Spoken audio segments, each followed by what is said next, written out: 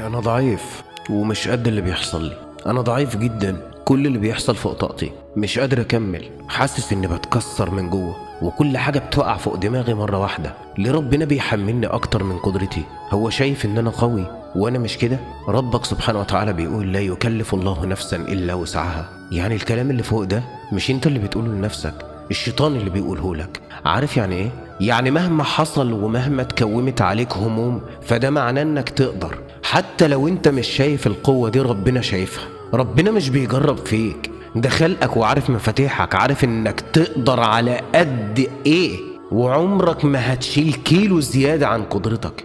اللي بيحصل دلوقتي مش صدفة، ده اختبار بمقاسك بالظبط متفصل عليك.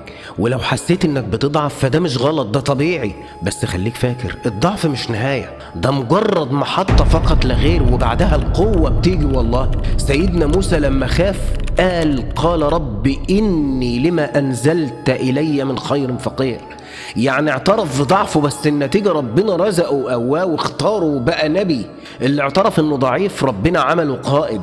اوعى تفتكر ان ضعفك يقلل منك، ده بيقربك من اللي يقدر يرفعك بجد. قولها لربنا، قول له يا رب انا ضعيف يا رب، بس واثق فيك، وسيب الباقي عليه. والله كل مرة تقول فيها انا مش قد اللي بيحصل افتكر الآية دي، لا يكلف الله نفسا الا وسعها. قولها بصوت عالي قوي ورددها في قلبك وفي عقلك لحد ما انت تصدقها. انا اقدر لان على مقاس الابتلاء ده بالظبط. ربنا ما بيجربنيش، ربنا بيجهزني. ما ودعك ربك وما قلى.